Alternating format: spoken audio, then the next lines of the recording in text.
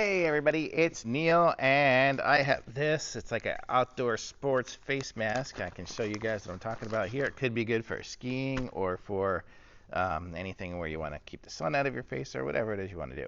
So there's the idea.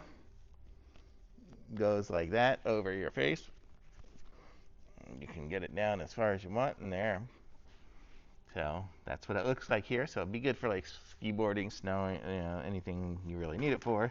Um, but my goal is to use this maybe when I go skiing and stuff to just keep it warm. It's kind of thin, so it's not going to do too much, but might even be good for when I bike and all too, just to kind of keep a little bit of the wind out.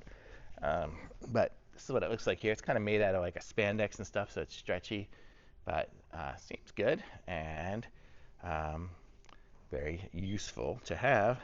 And it's pretty easy to put on. I guess it's probably a one size fits all would be my guess. Let's see what the manual here says, if there is one.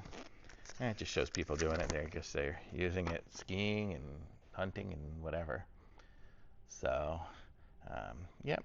So it's good. It's made by Achiou. So there you go. So very cool. Thumbs up.